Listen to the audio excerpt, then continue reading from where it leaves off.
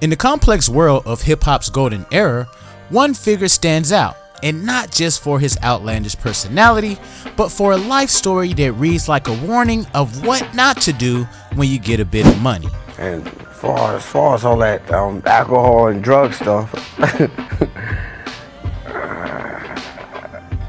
I advise y'all not to mess with it. Old Dirty Bastard, born Russell Tyrone Jones, was a founding member of the revolutionary Wu-Tang Clan, known as much for his lyrical genius as for his intense life. But behind the headlines and the infamy, who was the man known as ODB? How did a rising star, blessed with an unparalleled gift, spiral into a series of tragic events that would define his legacy? This is the unbelievable, horrific story of Old Dirty Bastard, a tale of music, madness, and a life lived on the edge. So join us as we dive into the chaos and creativity of ODB's life, exploring the highs of fame and the lows of addiction and legal battles that led to his untimely demise. Old Dirty Bastard wasn't always known by that name. Born Russell Tyrone Jones on November 15, 1968 in Brooklyn, New York, he started life just like any other kid in his neighborhood.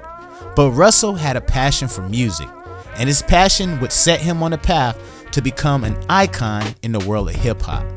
Growing up, he was surrounded by music, drawing inspiration from the soulful sounds that filled his home. In the early 1990s, Russell, along with his cousins Robert Diggs and Gary Grice, decided to form a music group. They shared a love for rap and martial arts movies, influences that would later shape their music. This trio, along with 6 other friends, formed the Wu-Tang Clan, a group that would revolutionize hip-hop with their debut album, Enter the Wu-Tang, in 1993. Now, the album was a massive success, changing the hip-hop landscape and propelling each member, including Russell, known as Old Dirty Bastard, to fame. Now, Old Dirty Bastard's style was unique. His flow was unpredictable and raw, captivating listeners. He's bad, Leroy Brown, baddest man in the whole damn town, badder than the deep blue sea, badder than you and me. Niggas coming through the trees like a salamander, biting like a piranha, but I'm biting your back like a Black Panther. Salamander, fuck my name, who I be, fuck the game, it's all about the money. Time to get high with the meth. Now, he wasn't afraid to be different, to show his true self in his music. This authenticity made him stand out even as he navigated the complexities of fame and the music industry.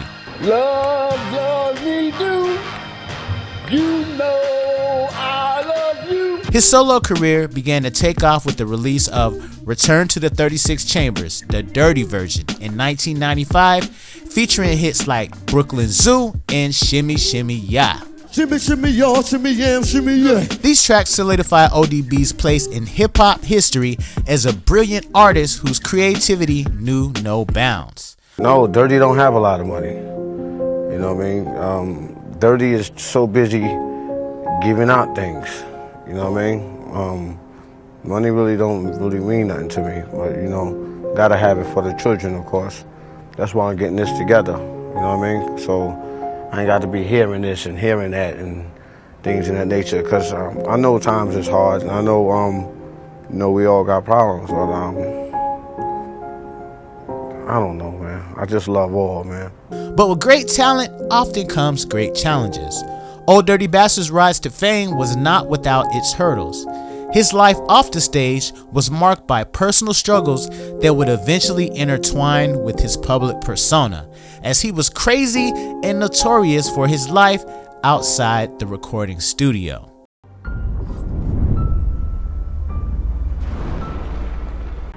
Now, Old Dirty's path through stardom was marked not only by groundbreaking music, but also by a series of legal issues that began to overshadow his artistic achievements. His run-ins with the law, often highlighted by the media, painted a picture of a life fraught with challenges beyond the recording studio. The legal trouble started to pile up in the mid-90s, a period when ODB's career was at its peak. In 1993, he was convicted of second-degree assault for an attempted robbery, an early sign of the legal woes that would follow him. By 1994, ODB had been shot in the abdomen during an argument with another rapper, hinting at a tumultuous life that he had led. ODB's most publicized brush with the law came in 1997 when he was arrested for failure to pay child support for 3 of his children. This incident was followed by a peculiar moment in 1998 when ODB, despite having financial means, was caught shoplifting a pair of $50 shoes in Virginia Beach, Virginia. My fucking shit. Wow. He was carrying close to $500 in cash at the time, a detail that baffled many and added to his unpredictable movements he would often make. But ODB seemingly had a moment of clarity where he addressed the issues with Sean Combs and also interrupted him during the awards. At what age did you become Old Dirty Bastard? Or was that your name at birth? No, his name at birth is Russell Jones. Okay. Yes, Russell Jones. Is Russell Jones dead? No. Russell Jones is here. Yeah, he's in the house? Yes, definitely in the house. All right. Alive and well. No, come on, seriously, I'm fascinated by this. Did you decide early on that you were going to run up on stage and interrupt Sean Colvin, or did you just happen all of a sudden? Yes, it just all of a sudden was happening and it was there. It was burning inside of you? Yes. You were What upset? opportunity did you see? Yes. I don't know. It just happened, and I mean, like I said, no disrespect to Puffy. You know, he got it going on. You know what I mean? Well, I know what you mean. Yes, anyone who's selling records, I mean, doing what, you know, what they supposed to do, as far as, you know, entertainment. Right. You know what I mean? I know what you mean. That's beautiful. Right. You know what I mean? Right. I know what you mean. It's just I feel that rap is here, you know, and rap is gonna be here, and you know You felt that rap wasn't represented. right. Right. His legal issues took more of a serious turn on January 14, 1999, when 2 officers from the Street Crimes Unit fired 8 shots at ODB, accusing him of firing at them after a traffic stop in Brooklyn. Now, ODB was cleared by a grand jury, insisting that his cell phone scared the officers. This incident reminded him of the dangers and misunderstandings that often follow black men. In February 1999, ODB's troubles escalated with his arrest for drug possession and traffic offenses. His multiple erratic behavior continued to attract police attention, leading to arrests that year for a variety of charges, including possession of crack cocaine.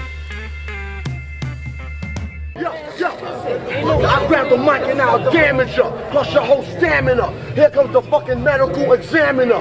One verse, niggas be out for the count. Bring the ammonia, make sure his fucking ass slip the right amount. I wake him up and I fucking ask him, how the fuck you attend this? Competition get an ass kicking, so motherfucking tremendous. Boy, you know you shouldn't bother this. Leave me alone, nigga. Like your son, you'll be marvelous. I got the Asiatic flow, mixed with disco. I roll up on the scene like the Count of Monte Cristo. NMC starts to vanish. I rolled up on the jet black kid, he started speaking Spanish. Yo, he wasn't from Panama. I asked the nigga how the fuck he get so dark, he said, Santanama. He responded so fast, he made me laugh. I scared his ass. I picked out 100 strong rhyme, then I brought out the punk in him. I caught him with the strong 5 deadly venom. I told him enter the Wu-Tang and witness the Shaolin slang that crush any shit niggas bring. And watch your ass take a big fall. See why? My main source is like a friendly game of stickball. And as you step up to Batman, I play the Riddler. Niggas try to do me for a rhyme, I change to Hitler. I go out like a Nazi. Niggas be wishing they fucking ass stayed home and play Yahtzee. Or watching Happy Days, sweating potsy with Ralph, Richie Cunningham, Joni, and Chopstick. Who, me? Getting wrecked to I'm through? That's like a 10.5 foot. Getting in a 7 shoe. Now fix your back with them and no tuck. Nigga, I have your ass doing some night fever shit. John Travolta. I come strong, I'm acknowledged born. I flip the strip and rock on for being back to fucking dawn. Bash your hammer. You broke down English grammar. What? You can't understand it? There's the panorama. Now, perhaps the most dramatic chapter in ODB's saga of legal troubles occurred in October 2000 when he escaped from his court-mandated drug treatment facility, becoming a fugitive for a month. During this time, he made a surprise appearance at a Wu-Tang Clan concert in New York, only to be arrested shortly after. His decision to attend, despite being on the run, was indicative of his unpredictable nature and deep connection to his music and fans. However, his appearance at the concert also underscored the extent to which his legal issues had entangled his life. By showing up to a public event while being sought by law enforcement, ODB essentially invited the inevitable. His arrest shortly after the concert was a direct result of his fugitive status.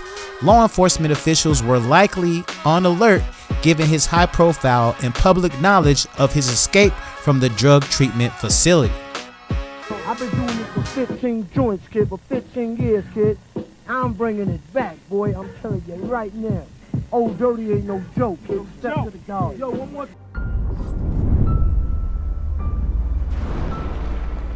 Now, he was sentenced to prison, and ODB actually feared for his life while being locked up. He would go on record saying he was going to get killed while he was actually in there. While locked away, he had his jaw broken, leg broken, and was beat up several times. He would often get into it with a group of inmates while he was locked down as well. Now, also during the first 3 months, he didn't eat or sleep, driving his mental health deeper into the abyss. He publicly blasted the Wu-Tang Clan for not calling him or visiting him while he was locked up. The only person from the clan that actually reached out to him while he was doing hard time was Method Man. And this motivated Old Dirty Bastard even more to want to go solo. He felt like the brotherhood they had built over the years was done. Dame Dash had expressed interest in signing ODB to Roc-A-Fella Records and was upset at how business was being handled by the RZA and the lack of love that the Wu showed to Jones. About to be a member of a new family, so of course his family should be there for him when he comes out. I mean, that's what the purpose of having a family is. I'm the CEO. We gotta be quiet. We gotta bring it down. I'm the CEO of Roc-A-Fella Records, Rockwear Clothing, Armadale Vodka, Roc-A-Fella Films, Dash Films, Team Rock. Any other place I get a check, I will find it. I guess y'all all know that. Yo, it's okay, Joe. It's okay, Joe. We got this. That's Joe. And I think what y'all witnessing is an evolution of an empire. I think y'all know where I want to go and how big I want to make this thing. We've been in for like the last 7-8 years. Jay's been doing what he's doing. Beans, the whole crew, the dynasty. And now it's time to evolve. It's time to do bigger things and touch everyone. What we want to do is take over the whole world, the whole planet. We want to be the best at everything. And any opportunity that I see, when I see a good person, when I see someone that's talented, that's about their business, that wants to get money, I could care less what anybody else says about them. All I know is what I see. And that's why I chose to get with Old Dirty Bastard. And what's the new name? Dirt McGirt. Dirt McGirt. As you see, he has his own clothing line. He just touched the pavement. My man. That's a cakeaholic. And I think he's ready to go in the store and make some hits. He's consistently done it. He's entertained us on every level. And all we want to do at The Rock is give him love and help him get where he got to go. And also I want to thank Mariah Carey for coming out as a friend. Just as a friend.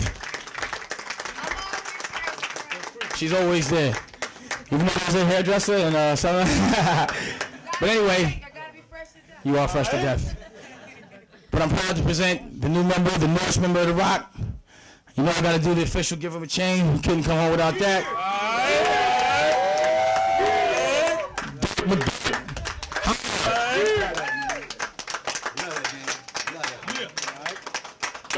After a heated back and forth, RZA agreed to let ODB out of his contract with Wu-Tang as long as RZA got the chance to produce a few songs on his album.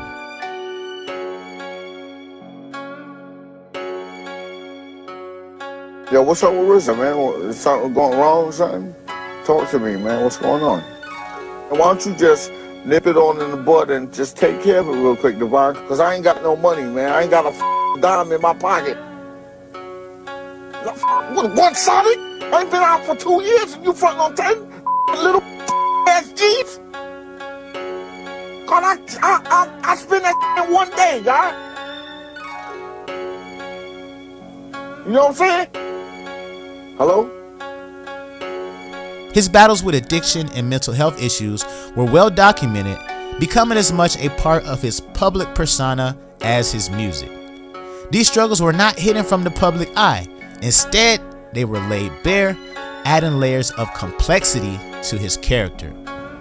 You've had problems in the past with alcohol and drugs. At what point did you realize that you can't do that anymore? When I heard really that Otis Redding had got crashed in that sea, that's my main man. I just bullshit. It's just, you know what I'm saying? It's just, I ain't gonna say that I ain't gonna, and you know, it's just, I learned that that's not the move, you know what I mean? That ain't the move, word. It's time to, you know, have a straight point, straight ahead, you know what I mean, when doing things. Word, cause it's like, this life is serious, you know what I mean? You ain't here, you don't know which way, which would look but loose, you know? So I know I got to be here. And as far as all that alcohol and drug stuff, I advise y'all not to mess with it. Or and if you hear from Dirty, then take it as is. I ain't saying, I'm just giving advice, that's all. Like I give myself that same advice. When he was on parole and had to forego drinking and drugs, he was a different person. He didn't feel like himself anymore. He felt better and more creative when he was on some type of substance. Was there anyone who took you aside at any point and said, Dirty, you gotta straighten out, 1 for yourself, 2 for the group, 3 for your family, or did this just kind of come to you, you know, alone? Came to me alone, really. I mean, because it's me that make it happen. You know what I mean? People can give advice, you know, all your lives, you know what I mean? But it's really up to you to make things happen, you know, and change. And for those who does do it and don't want to stop, just know how you're doing it. You know what I mean? Don't let things control your mind. You said that it's not going to be 100%. You can't commit to. But put it this way, man. I ain't gonna lie, cause I ain't no liar. When I'm on stage, something about that red wine, man. You know, it just bring the brilliance. I mean, but I ain't been doing it in a while though. That's just bugging me the hell out. You know what I mean? But I ain't the one to lie, man. You know. I mean, we all do our things and everything, you know what I mean? Y'all know me for being raw, so I gotta keep it raw. You know, if I'm on stage and it's a good show and it's a lot of people, I might take a sip or two, you know what I mean? That's what brings the energy, you know? But then again, I might not, you know what I mean? I didn't yet, so that's what's something that I feel that I'm gonna keep up, or keep that inside, you know what I mean? Or, nah, matter of fact, I'm not. That's the move. Leave that alcohol alone. That's the move. It's a new world order, you know what I mean? And one must adapt to that, you know? Or the penalty is the penalty, for real. You know what I mean? I'm trying my best to adapt to all things. You know what I mean? It ain't nothing like, yeah, it's new. And I advise that for anybody, you know? Control your emotions, you know? Because woof, cause a lot of off balance. And things are not supposed to be always balanced so it can spin, you know what I mean?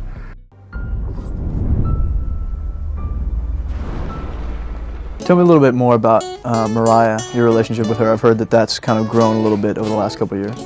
It's my heartbeat, my sugar plum. One of the sweetest women I met. I mean, I met a lot of sweet women, but my mama's the sweetest woman I've ever met. And my grandmama too, and a couple other women too. But Mariah got a special, genuine, she ain't got to say nothing, love. You know what I mean? She got like a glow, a weird glow. I can't really explain it. You know, she's just straight up beautiful. I mean, it's shown and proved by all the fans she got. You know what I mean? See, me, I'm a big fan of Mariah. Doing something with her, I always want to do something back up when I was young. I love Mariah. I mean, not young, but you know what I mean, before I was out. She's just beautiful, you know? She keeps it real. She does what she feel in heart. And like usually people, when they do what they feel in heart, you got good and bad at the situation. It means like everything that she do is good. So I know she's a naturally good woman.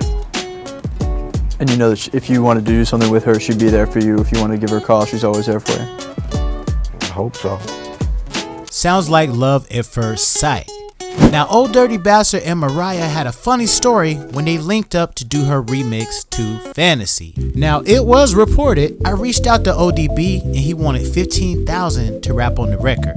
At that time, that was a lot of money, but it really wasn't much for Mariah Carey's budget, so no problem. He finally showed up 3 hours late, and when he got there, it was about 10:30 at night. He had been drinking and was on the phone when he walked in, irate, screaming at some girl how he's gonna kill her, he's going to kick her ass, and then whispering, "I love you," then screaming again. This went on for an hour. He finally came out and was like, "Yo, pardon me, this beat is driving me crazy. I need some Moet and Newports before we get into this record." I said, "It's 12:30 at night, bro. I don't know where we're going to get Moet from." He started yelling at the assistants, calling them white devils, saying, "You white devils, y'all don't want black people to have shit." They went out for like an hour, and the only thing they could find were some Heinekens. He was so disgusted, he threw a bottle on the floor. At this point, Mariah had been calling every hour on the hour, wanting to hear something over the phone. Tommy was pissed because Mariah was keeping him up, so he finally got on the phone with ODB, and after that, finally, we started to record. He said one line, "Me and Mariah go back like babies with pacifiers." Then paused and said, "Yo, I need to take a break," and went to sleep for 45 minutes. He woke up and was like, "Yo, let me hear what I did so far." We played his one line back, he sang another line or two, and then slept for another hour. He would come up with a line, punch that in, go to sleep. He went to sleep 3 different times in the middle of trying to get that one verse done. If you listen to the record now on his verse, you can hear that it's punched in pieces. He's actually told the engineer, "Y'all better have your shit set and record it right, cause I'm not doing it twice." I stayed in the studio until we finished, so I was sleeping in the studio when Tommy and Mariah called me, and they loved the record. But Tommy had a bright idea. Let's get ODB back in the studio, and instead of just New York in the house, do a line for every city. I said, "You've got to be kidding." Of course, ODB wanted another $15,000. He came back to the studio a little more mellow, but dead tired. He's sitting there picking food out his teeth. He pulled a piece of food out of his mouth so big it was scary. I was like, "How long did you walk around with that food in your mouth?" Like, it was unbelievable. Then he fell asleep on the couch, kicked one shoe off. His foot smelled so bad, we had to let him sleep and leave the control room. Eventually, we got the other parts done, and that was that. A week later, it was time to shoot a video. We reached out to him, and he wanted another $15,000. No problem. So I sent a car to his house, and he drank every freaking thing in the limo and went to his trailer. I had asked him, "Do you need a stylist to buy clothes for you?" He said, "Nah, this is hip hop. I'm just rocking some jeans and Timbs." That day, he was in the trailer, in and out of consciousness. When I said, "We're getting ready to do a scene," he said, "I don't got no clothes. How am I gonna do a video if I ain't got nothing to wear?" I started screaming at him. Tommy told us to take my corporate credit card to the mall. ODB disappeared for a minute, and we found him in a store trying to buy Louis Vuitton luggage. He said, "I'm going to use it for a scene." He came back to the set with all these bags of Tommy Hilfiger clothes and Timberlands. It was finally time for him to do his scene and said, "I'm not going to wear a shirt. I don't need no clothes." I wanted to shoot him. He was like, "I have an idea. I want to tie up the clown." Plus Mariah turned him on to peach schnapps, which she used to always drink. He drank like 2 bottles of that, So between the hot sun and him drinking 2 bottles, what a disastrous day that was. The video was a miracle, a real miracle.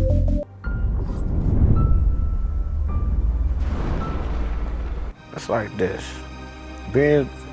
For me being sober, it reminded me when I was a kid again. You know what I mean? You know, being able to have a clear mind, that's all. You know what I mean? It's like, to me, I ain't gonna, you know, it's like, hold on, that's just weird though. Cause I ain't never really did nothing like this before. God is good. God is definitely good. Word. You definitely good, man. You got it going on, baby love. Talking about being a kid, do you remember your first experience with alcohol? I mean, how old were you and where were you and who introduced you to things? I don't remember, but it was there. And I drank it. And, you know, hey, at that time, you know, it was there. You know what I mean? But it's not there no more. Or it's not there no more. Look, check it out. Dirty's here to stay. Word, you know, and we're gonna make these albums and we're gonna get this money. And we're gonna take care of these kids and all my children all across the universe. I love y'all. I keep it up, keep it good, keep it in school, keep it high levels, low levels, keep it inside. And the woman, I love y'all. I got it going on.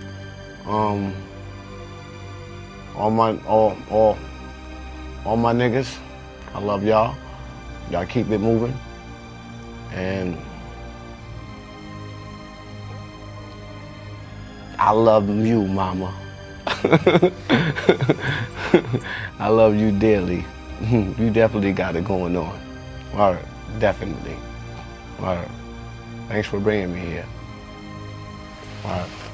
The tragic end of Old Dirty Bastard's life came as a shock to many, yet it was a conclusion that seemed almost foretold by the tumultuous path he had walked. On November the 13th, 2004, at just 35 years old, ODB collapsed in a recording studio in New York City, a place where he had spent much of his life creating the music that would define his legacy.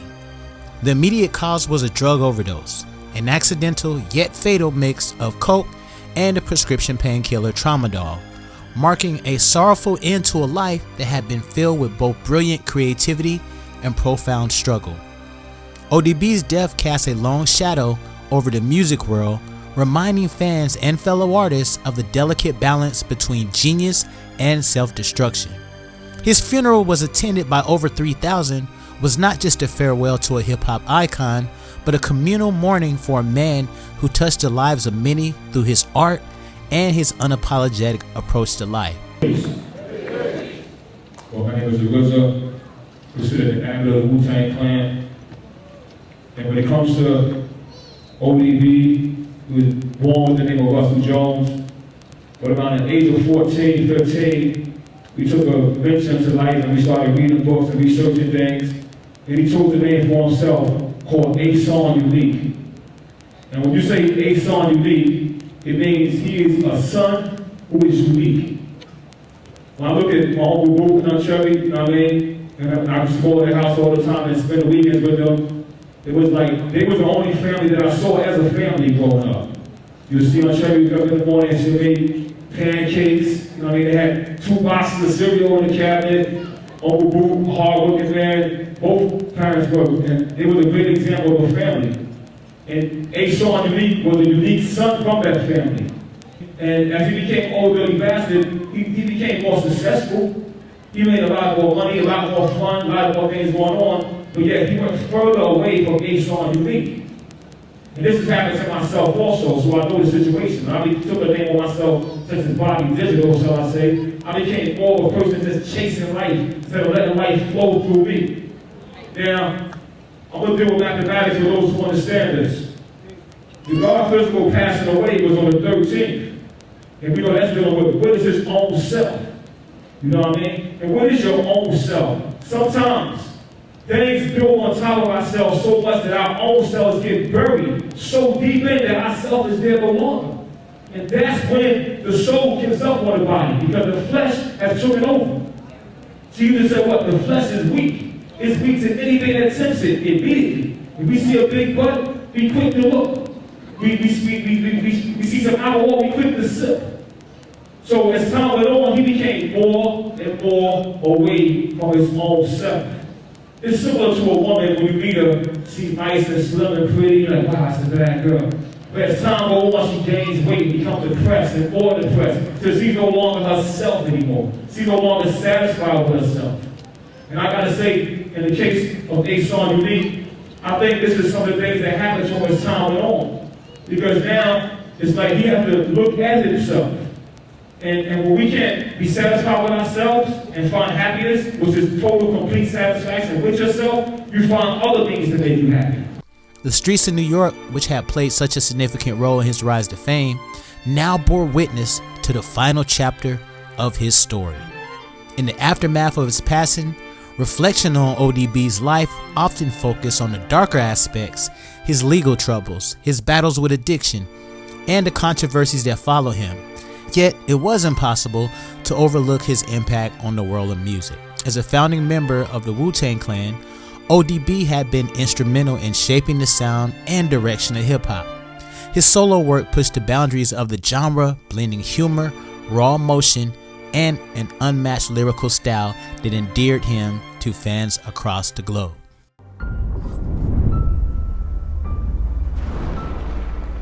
Nearly 8 years after his death, in 2012, a starting chapter from Old Dirty Bastard's life was unveiled to the public when the FBI released a comprehensive 94-page file on him, compiled over years of investigation.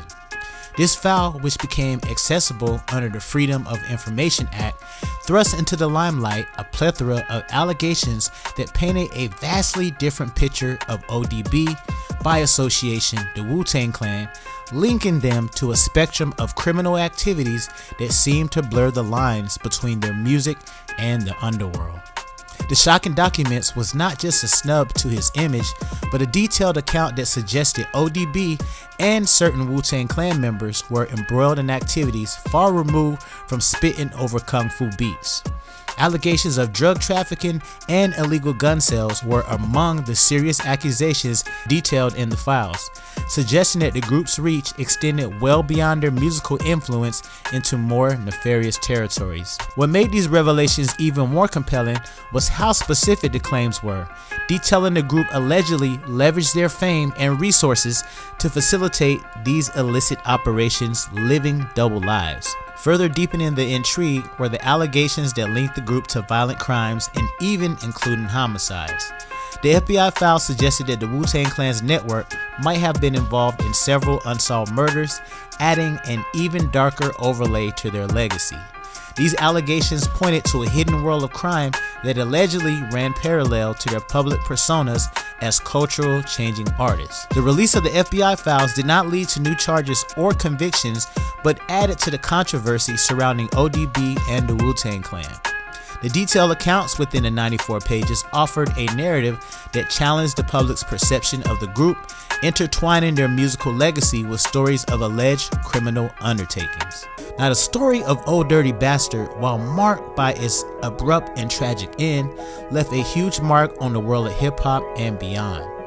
As a key member of the Wu-Tang Clan, he contributed to the group's groundbreaking sound, which blended raw, unfiltered lyrics with complex beats to create a new direction in hip-hop.